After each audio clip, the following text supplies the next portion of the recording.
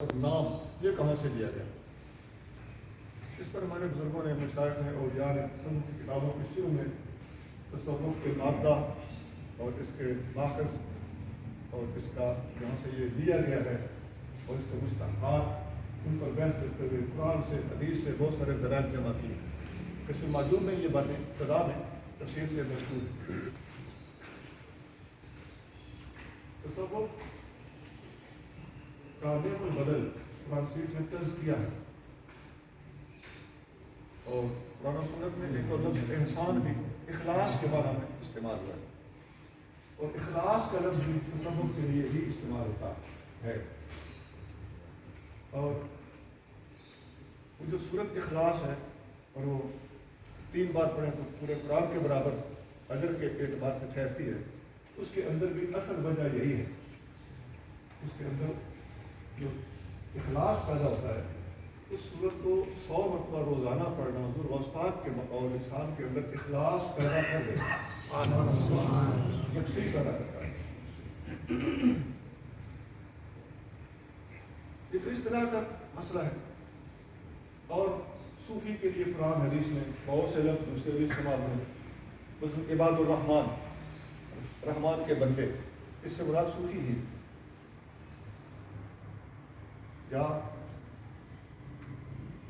اولیاء اللہ کا لفظ قرآن میں آیا ہے، الا ان اولیاء اللہ لا خوف علیہم ولا هم يحزنون۔ تو وہ لوگ کہتے ہیں کہ یہاں اولیاء سے مراد وہ اصطلاحی اولیاء نہیں جو صوفیوں نے بنائے ہوئے ہیں، ان کا کہنا یہ ہوتا ہے۔ ہمارا کہنا یہ ہے کہ آگے الذین آمنوا وکانوا یتقون ولہم البشریٰ فی الحیاۃ الدنیا والآخرہ، سارا اس کا سیاق و سباق کا پیچھا۔ پھر اس آیت کے تحت حدیثیں، یہ لوگ تباہ اس وقت ہوتے ہیں جب یہ قرآن کو اپنی لغت، اپنی عقل اور اپنے تیار کیے ہوئے فریم ورک کی روشنی میں سمجھنے کی کوشش کرتے ہیں۔ تمہارا فریم ورک جائے پہاڑ میں، تمہارے مقاصد دنیا گھڑے ہوئے جو تم نے گھڑے ہوئے ہیں، ان کو ہم تمہارے منہ پہ مارتے ہیں۔ جو مقصد شریعت، مقصد قرآن و سنت ہمارے نبی کریم صلی اللہ علیہ وسلم ہے اور امت کی اکثریت نے اور اجماع نے طے کیا ہوا ہے، ہم اس کے پابند ہیں۔ اس راستے سے ہٹنا دین کے ساتھ سیدھی سیدھی ٹکر ہے۔ یہ کتنا میں باتیں وہ کر رہا ہوں، اگر وہ لوگ سن رہے ہوں گے تو ان کے سینے میں تیر کی طرح لگ رہی ہوگی، کیونکہ وہ سمجھتے ہیں کہ وہ کہاں سے بولتے ہیں، انہیں سمجھ آ رہی ہوگی کہ آپ جواب دینے والا کہاں سے بول رہا ہے۔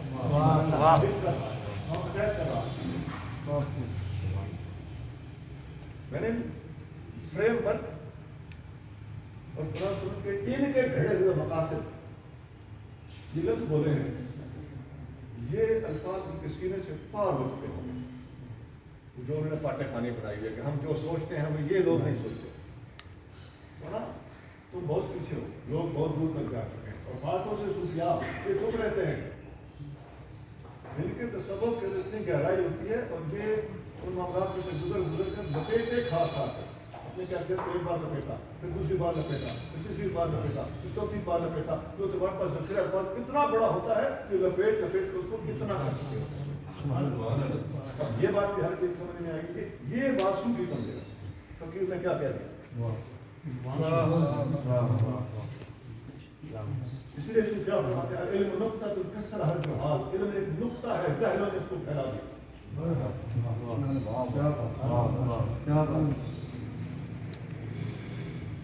اب تھوڑا سا آگے چلتے ہیں۔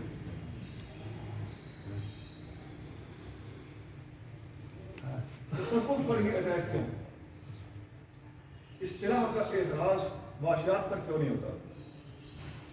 اصطلاح کا اعتراض سیاسیات پر کیوں نہیں ہوتا؟ اصطلاح کا اعتراض ہماری تعلیمی کیریکٹرائزیشن اور سیٹ اپ اس کے اوپر کیوں نہیں ہوتا؟ اگر وقت کا کتب کہنا کسی کو غلط ہے، یہ بدعت ہے، تو شیخ الحدیث کہنا کہاں سے ثابت ہے؟ کس آیت میں آیا ہے؟ اور تم نے آیت میں دکھانا ہے تم منکر حدیث ہو، تم مستشرق ہو، تمہیں ہم حدیث میں نہیں پڑھنے دیں گے، جبکہ یہ لفظ حدیث میں بھی نہیں ہے۔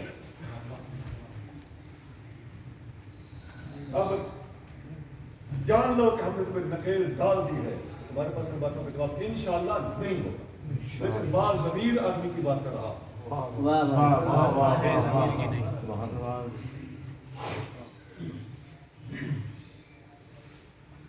اور میں نے موٹا موٹا اشارے دیے ہیں، میں ایک ایک باریکی میں جاؤں گا،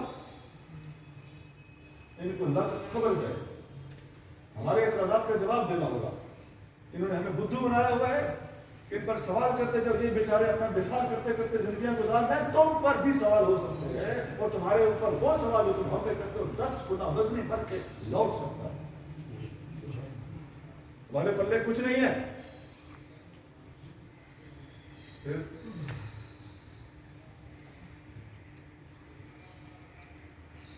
تصوف کے اوپر کچھ اور بھی سوالات ہوتے ہیں کہ صوفی علمی کام نہیں کرتے.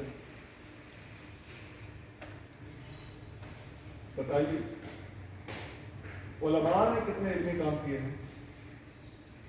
کیا ہر عالم نے علمی کام کیا ہے؟ نہیں. بہت سے علماء اپنا علم سینے میں لے کے دفن ہو گئے. ایسا بھی ہوا ہے کہ نہیں ہوا؟ بہت سے علماء نے علمی کام کیا بھی ہے. تو یہی ریشو ادھر بھی ہے. صوفیاء نے علمی کام کیا بھی ہے اور کہیں بھی کیا. تم نے جس نے نہیں کیا اس کو پکڑ لیا، جس نے کیا اس کو چھوڑ دیا. تو یہ سوال تم پر بھی ہوتا ہے. علماء ظاہر میں سے بھی بعض نے علمی کام کیا ہے، بعض نے نہیں کیا. کیا ہر ایک نے میزان لکھی ہے؟ میں بالفرض ایک بات کر رہا ہوں. اگر تم عالم ہو، کیونکہ ہر ایک نے میزان لکھی ہے، ہر ایک نے البیان لکھی ہے، ہر ایک مستشرق نے، ہر ایک عالم ظاہر نے قرآن کی تفسیر، حدیث کی شرح، فقہ کی کتاب کے اوپر کوئی کام. علماء ظاہر بھی بعض کا صرف تعلیم دیتے رہے، طالب علم تیار کیے ہیں، علماء تیار کیے ہیں. اپنا اپنا فیلڈ ہے، اپنے اپنے ترجیحات ہیں، اپنی اپنی صلاحیت ہے. ہر بندہ اچھا مقرر نہیں ہو سکتا، ہر بندہ اچھا رائٹر نہیں ہو سکتا، ہر بندہ اچھا مدرس نہیں ہو سکتا. لکل فن رجال، اللہ تعالیٰ ہر بندے کو مختلف صلاحیتیں بانٹ کر تقسیم فرمائی. اس مالک کی نظر انتخاب. تو سر ذرا اوپنلی سوچیے. کسی پر اعتراض کرنے پر کم از کم اپنے اندر سے پوچھ لیا کریں. اور ہمارا یہ اندازہ کہ اندر سے پوچھتے بھی نہیں ہیں اور ان کے اندر صلاحیت نہیں ہے، ڈل مائنڈیڈ ہے. یہ بھی ایک پہلو ہے. اب پتہ نہیں کتنے % سوچنے کی صلاحیت نہیں ہے، ڈل مائنڈیڈ ہے، اور کتنے % یہ جان بوجھ کے کرتے ہیں. یہ میں ڈیسائڈ نہیں کر پایا. میں نہیں چاہتا کہ میں ان کی نیت میں شک کروں، لیکن یہ دو باتیں کچھ % یہ اور کچھ % وہ ضرور واضح نظر آتا ہے.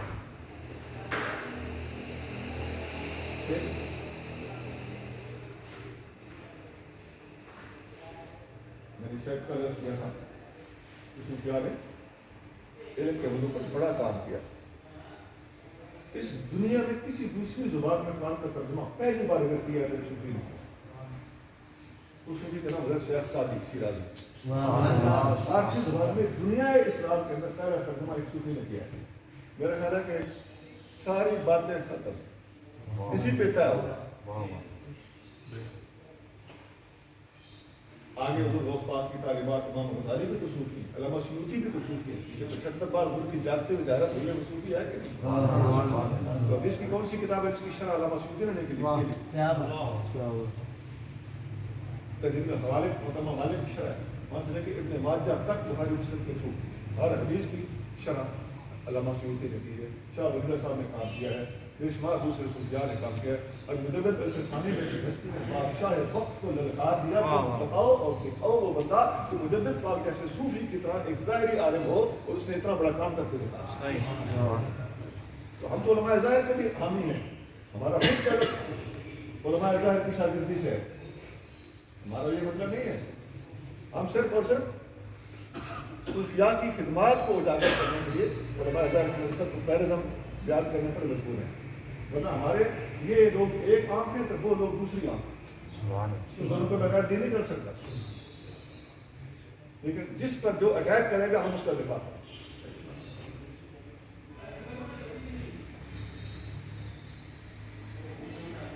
اور پھر تم لوگوں نے جو تصوف کے منکرین نے جو خود تفسیریں لکھی ہیں ان کے اندر جو گل کھلائے ہوئے وہ غلط بات.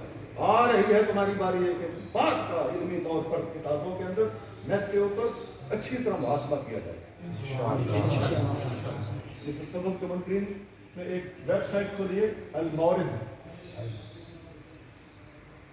ہم نے اس کے جواب میں اپنی ویب سائٹ میں آرڈر دے کر آیا, کھل چکی ہوگی یا کھل رہی ہوگی, تو میں چاہتے ہیں انشاءاللہ اللہ تعالیٰ توفیق دے اس پر کام کریں گے. ہم نے ایک کا نام رکھا ہے المصادر. مورد کیا ہوتا ہے؟ جائے ورود, جہاں پر لوگ وارد ہوتے ہیں. اور مصدر کیا ہوتا ہے؟ جائے شروع, جہاں سے چیزیں پھوٹتی ہے. اس کا الٹ جواب دیا ہے اور نام رکھا ہے. حماسہ کا ایک شعر ہے, ایاک والامر الذی توسعت مواردہ فضاقت علیک مصادر. ایسے کام میں داخل ہونے سے بچ جس میں وارد ہونا تیرے لیے آسان ہو, جس کا مورد آسان ہو, اس میں سے نکلنا تیرے لیے مشکل ہو جائے, اس کا مصدر تیرے لیے مشکل ہو. مصادر مصدر کی جمع. تو مورد آسان ہو اور مصدر مشکل ہو تو اس میں پنگا نہ لے.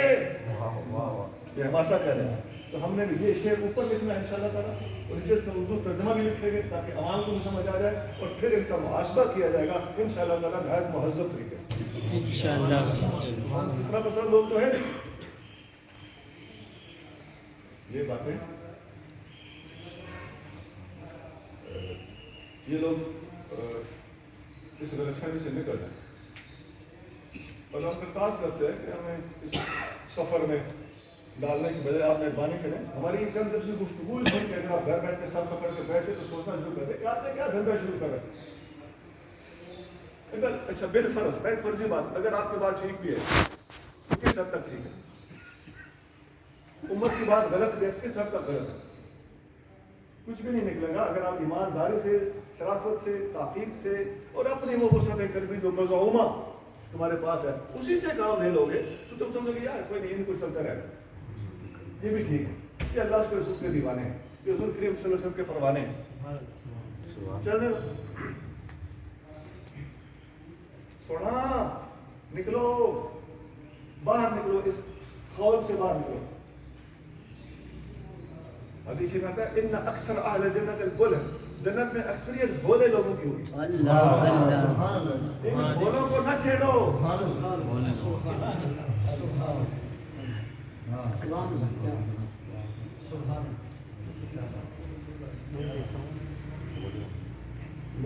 ایک درویش آدمی تھا, ایک درویش آدمی کو اس کی کوئی خاتون اس کی مرید تھی. تو اس خاتون کا بیٹا اپنی ماں کے پیر کا سخت مخالف تھا. وہ کہیں جیل میں چلا گیا کسی وجہ سے. تو اس کی ماں اس سے ملی, کہنے لگی میں اپنے پیر صاحب سے دعا کرواتی ہوں, اور کوئی تعویذ دیا تو وہ بھی لا کے ہوگی, اللہ کرے تم رہا ہو جاؤ. اس نے کہا اپنے پیر کے پاس مت جانا, اور مجھے کوئی تعویذ شویذ نہیں چاہیے. اس کی ماں آئی, کہنے لگی حضور وہ تو کہتا ہے تعویذ نہیں چاہیے, پیر کے پاس مت جانا, وہ تو آپ کو گالیاں دیتا ہے, لیکن جو میرا تو بیٹا ہے نا, اور میں آپ کی بولی ہوں, میری لاج رکھ, اس کو چھوڑے. تو یہ لوگ کریم ہوتے ہیں کہ اپنی ذات کے اوپر گالیوں کا کوئی پرواہ نہیں کرتے. یقین کریں جس کو گالی دی گئی اور وہ چڑ گیا, خدا کی قسم وہ صوفی نہیں.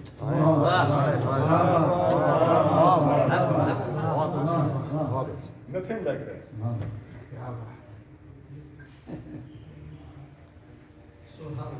بزرگ نے کہا یہ لے جاؤ تعویذ, اس کے گلے میں پہنا دے. اس نے کہا حضور وہ گلے شرے میں نہیں پہنتا. آپ نے اچھا ٹھیک ہے, نئی قمیض لے دو سلوا کے, جیل والے اندر قمیض دینے دیتے, تو یہاں پہ اس کو سلائی کر کے دے دے. یہ قمیض کا یہ گلا ہوتا ہے نا, یہاں سی دینا یہ تعویذ. اس نے قمیض سیا اور جا کے اس کو پہنا دی.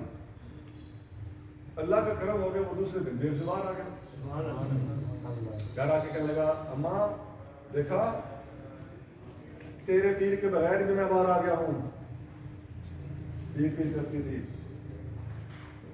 اس نے کہا اچھا بیٹا ادھر آؤ نا, میرا یہ قمیض اتارو اور سوئی لے کر ادھر کھولو, اس کے اندر میں نے کہا رکھا ہوا ہے, تو میں جو پہنایا تھا हफ्ता 10 दिन 20 दिन पहले तो तुम बाहर नहीं आए थे, ये कमीज पहनते ही बाहर कैसे आ गए? तो ये कमीज के अंदर से एक चीज देखो, उसने निकाला, उधर एक तावीज था, उस पर क्या लिखा हुआ था? उस पर लिखा था मुल्ला मस्तानो तंग ना कर।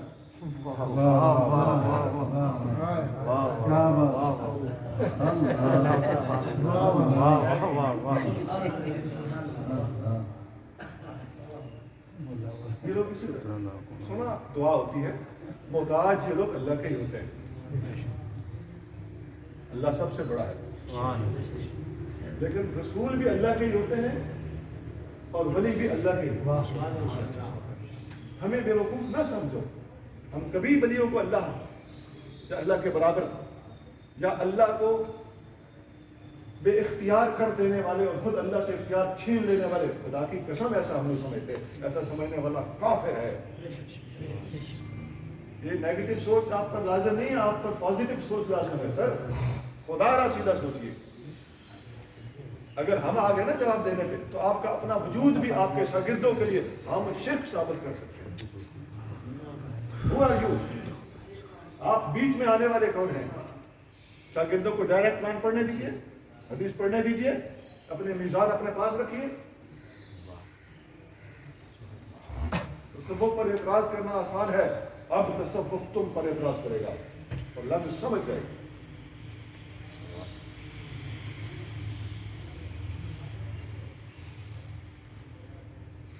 आप अपनी तशरीहात का पाबंद लोगों को क्यों बनाते हैं और अटकल करते हो? मैं तो नहीं कहता पाबंद हो जाओ।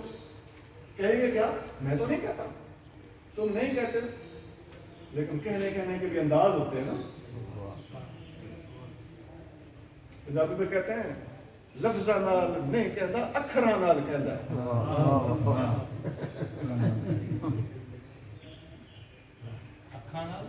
अखर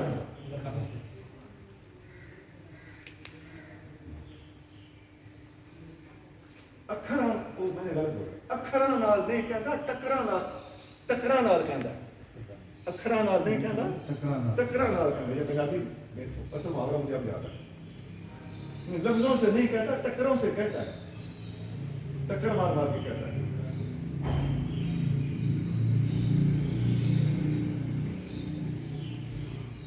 फिर मेरे मैं किताब से काम लेना चाहता हूँ, तो बढ़ना है। एक पहलू ये है कि जो तसव्वुफ के मुनकरीन हैं उनकी खिदमत में कुछ गुजारिशात पेश की। तसव्वुफ इस्लाम की रूह है, अल्लाह की इबादत भी को तुम लोगे, उसमें तसव्वुफ भी तह के अंदर बैठा हुआ नजर आएगा। ये नमाज, ये वुज़ू, ये सजदा, ये रुकू, ये तसव्वुफ ही है। ये हज, ये एहराम, ये दीवाना रात तवाफ, ये सफा मरवा की दौड़, ये वहाँ आंसू बहाना, ये तसव्वुफ ही है। बाकी रह गए कुछ लोग जो गैर जिम्मेदार लोग तसव्वुफ में घुसे हुए। इसका ये कसूर तसव्वुफ का तो नहीं है, आपने उनको बुनियाद बनाया हुआ। क्या वो बातें जो तुमने पास किताबों में पढ़ ली है, अगरचे वो सूफी जिम्मेदार सूफी है, उन किताबों की उन बातों की तशरीह जो तुमने खुद घड़ी हुई है, उस तशरीह की वजह से आपको गलतफहमी हुई है। सर अपनी तशरीहात को ठीक कीजिए। फिर बाद में ऐसा भी होता है कि बाद सूफिया की अपने अपने तहकीकात, मुशाहदात, मशागिल, तजुर्बे, मुराक़बे होते हैं।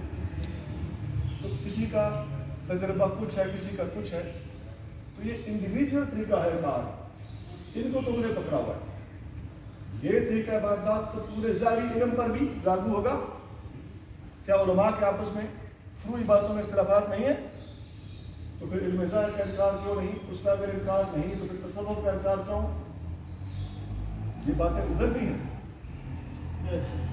अब आपके खिलाफ सोचा जाएगा कि जहाँ आप बात कर रहे हैं, इतराज कर रहे हैं, वो इतराज किस जगह पर कहाँ वारिद होता है।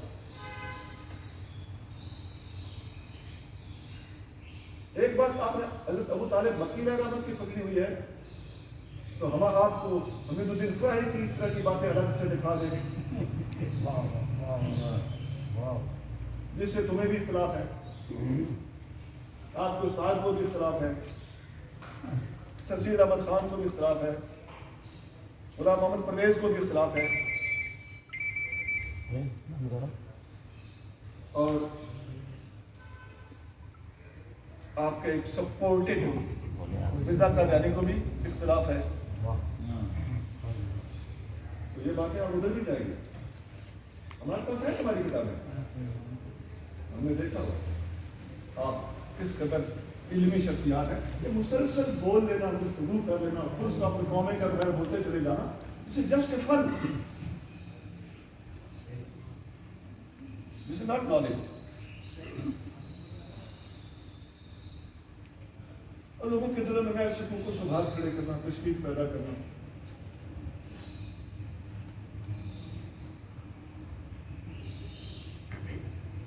کسی کی ذاتی بات، صوفی کی ذاتی تحقیق، کسی نام نہاد صوفی کا ذاتی تسامح، غلطی یا ٹھوکر، یہ الگ چیزیں، یہ ہر طرف ہوتی ہے.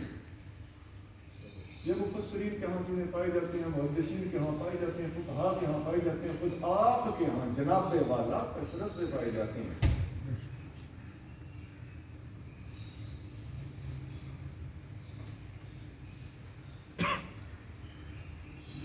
اب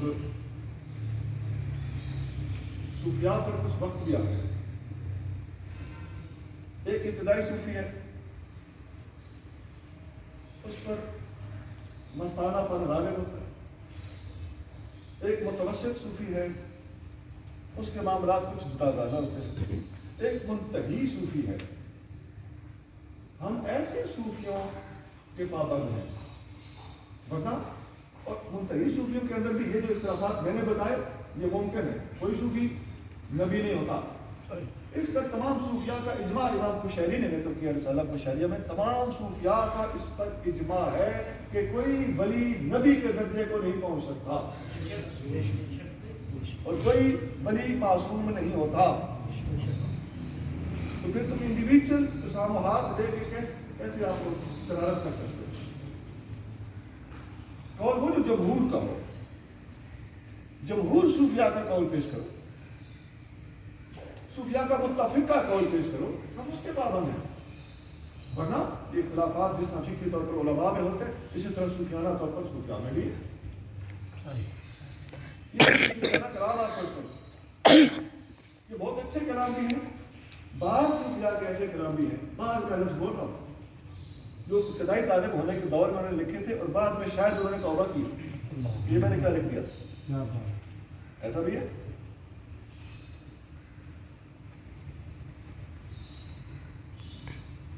یہ سمجھنے والے سمجھ رہے ہوتے ہیں.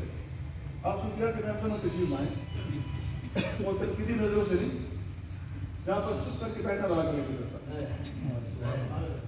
سبحان اللہ. ہمیں اللہ کی در سے امید ہے، اللہ کے ہم فقیروں کی دعائیں اگر سن لی اس نے تو آپ پر بھی مہربانی ہو جائے.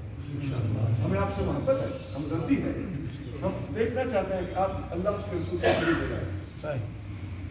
لیکن یہ ہمیں نہ پٹیاں پڑھائیں کہ یہ طریقہ اپنا گھڑ لیا. نہیں، طریقہ ہم نے اپنا نہیں گھڑا. خدا کی قسم یہ طریقہ قرآن حدیث سے محفوظ ہے. اور نبی کریم صلی اللہ علیہ وسلم کے زمانے میں اصحاب صفہ کی تربیت اسی ناج پر ہوتی تھی. یہ بہت بڑا مضمون میں نے بول دیا. اور صحبت میں بیٹھنے سے کام چلتے تھے، اور صحبت میں بیٹھنے والے کو صحابی اسی لیے کہا جاتا ہے.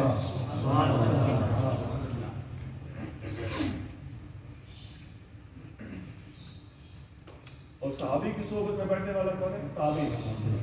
اور تابعی کی صحبت میں بیٹھنے والا کون ہے؟ تابعی. اور یہ صحبتوں کا سلسلہ اس وقت سے لے کے اب تک چل رہا. کسی کے پاس آ کے بیٹھے رہنا، چپ کر کے چلے. سنا، اس بات کو اندر جانے دیں، یہ داخل ہونا چاہتی ہے مگر آپ نے سینہ بند کیا ہوا ہے. گھٹن کا شکار تھا سر. اللہ ہمیں اللہ کی مخلوق سے اور اللہ کے محبوب صلی اللہ علیہ وسلم کی امت سے درجہ بدرجہ سب کو کرے. اسی طرح آپ بھی اپنے درجے میں ہماری محبت کا نشانہ ہے. یہ نفرت نہیں ہے. کسی کو سمجھانا نفرت نہیں ہوتا, کسی کو سمجھانا ہمدردی ہوتا ہے. حدیث میں آتا ہے کہ ظالم کی مدد کر, مظلوم کی بھی مدد کر. ظالم کی مدد اس طرح کہ اس کو ظلم سے روکا جائے.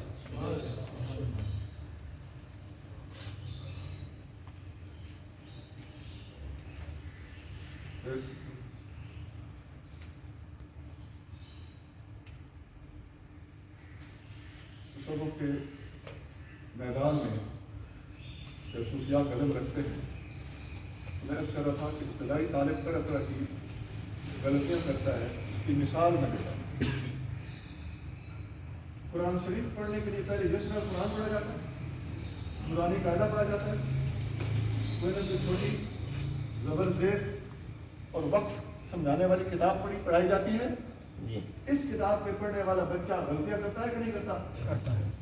کیا وہ غلطی کر کے گناہگار ہوتا ہے؟ نہیں. بچہ بس میں نے ایک مثال دی.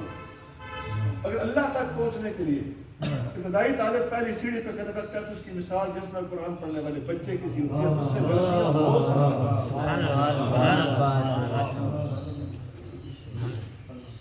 اسی لیے ایسی باتوں کو ہم لکھتے نہیں ہیں, شائع نہیں کرتے. اس لیے صوفیانہ محافل کو زیادہ تر ہم بات اچھالتے نہیں ہیں. یہ بچے ہیں, ہو سکتا ہے پہلے اسٹیج پہ ان سے کچھ خرابیاں سرگرم ہوں, ان سے کچھ دیوانی حرکتیں صادر ہو جائیں, ان سے کچھ غلط قسم کے, اور ان کے وقت کے مطابق وہ لگا رہا ہوگا, لیکن مرشد کو پتہ ہے کہ یہ بات آگے جا کے ٹھیک ہو جائے گی. اس وقت وہ کوئی ایسے نعرے اشارے لگا دیں, کھڑا ہو کر ساڑھی محفل سے جداگانہ کو حرکت کر دے گا. تو اس کو آرام سے جب بتایا جاتا ہے, سمجھایا جاتا ہے, درگزر کیا جاتا ہے, یا اس کا وقت آنے پر اس پر یہ بات کھل جاتی ہے. سر ہم ریسپانسیبل لوگ ہیں, پلیز ہمارے اوپر الزام نہ لگائیں سر, ایسی بات نہیں. ہم بہت سے رویوں میں آپ کے شکوے دور کیے بیٹھے ہیں, لیکن یہ ہمارے اندر کی بات ہے.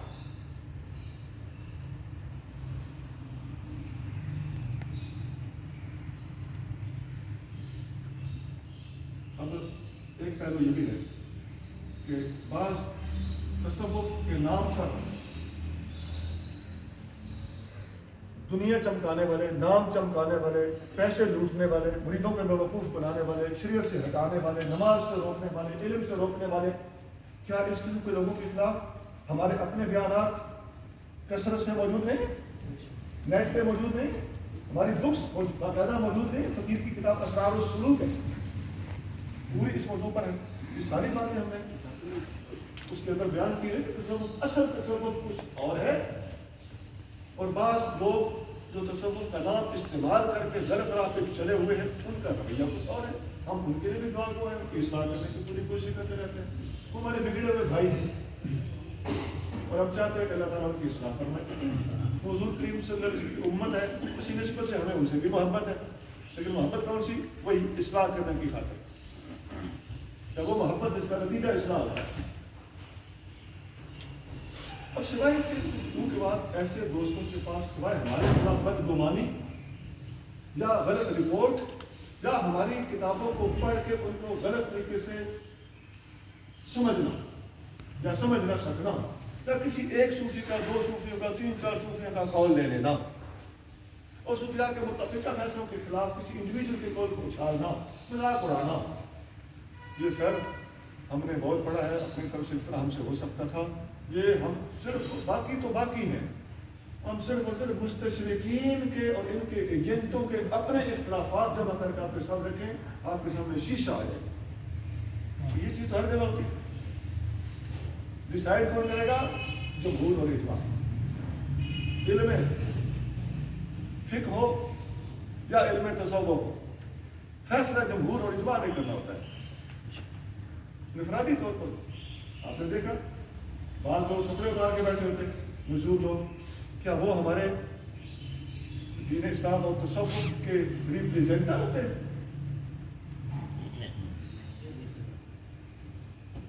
وہ ایک انڈیویجول ہے. اس پر میں پہلے تو بھی جا سکتا ہوں لیکن میں جانا نہیں چاہتا، کیونکہ وہ بھی ہمارا تصوف کا نمائندہ نہیں. صوفی ہونا اور بات ہے اور صوفیاء کا نمائندہ ہونا یہ اور بات ہے.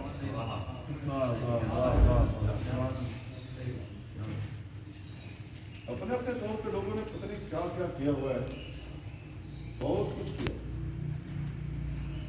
امریکہ میں گزرا ہے، میں نام نہیں لیتا، انگلش ہے جس کا نام ہے، وہ تصوف کا داعی تھا اور وہ مذہبی طور پر پیریمیلسٹ ہے. کچھ مسلمان بھی اس کے ساتھ ملائے گئے.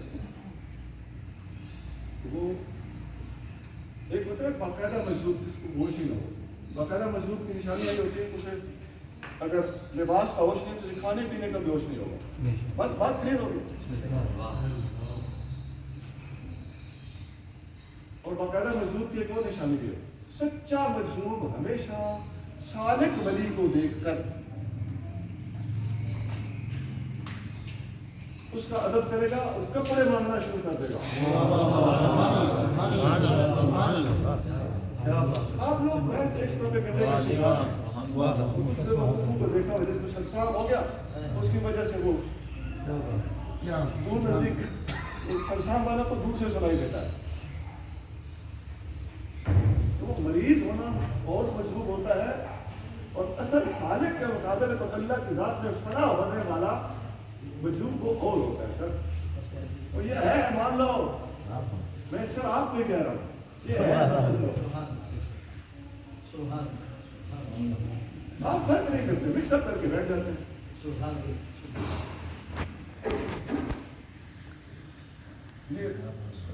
یہ موضوع طویل ہوتا چلا جائے گا.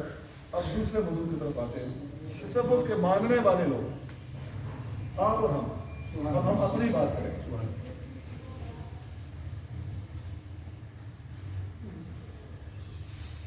اس سلسلے میں ہمارے پاس بنیادی بات یہ ہے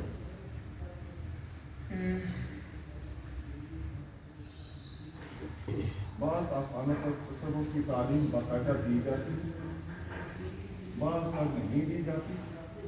ہوتے کامل ہیں اور بعض کامل ہی نہیں ہوتے،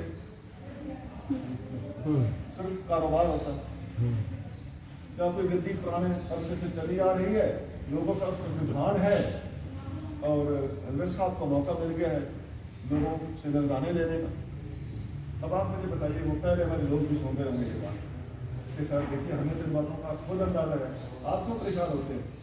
ہم تصوف کے داعی خود اس بات کو مان رہے ہیں کہ یہ تین قسم کے لوگ ہیں. ایک کامل ہے، صرف دکانیں کھلی ہوئی ہیں. ایک وہ ہے جو نیک ہیں، کامل ہیں، مگر تربیت کی طرف دھیان تھوڑا ہے. ان کے مشاغل جو ہیں وہ ذرا محتاط ہیں. ایسا نہیں ہے وہ غیر ذمہ دار ہے، اس لیے کہ وہ ذکر فکر واقعے پہ لوگوں کو ڈکاتے نہیں ہیں. اس لیے صرف کنیکشن لے لینا قیامت کے دن فائدہ دے گا، اس کنیکشن کے اوپر اتفاق کیے بیٹھے آنے جانے والے کو تھوڑا بہت نماز روزہ بتا دیتے ہیں اور کہتے ہیں کہ آتے جا کے رات کو بیٹا رابطہ رکھو. یہ فائدے شکاری نہیں، ان کے کمال کے خلاف نہیں، یہ ان کے بہت سارے تجربات ہیں، ان کے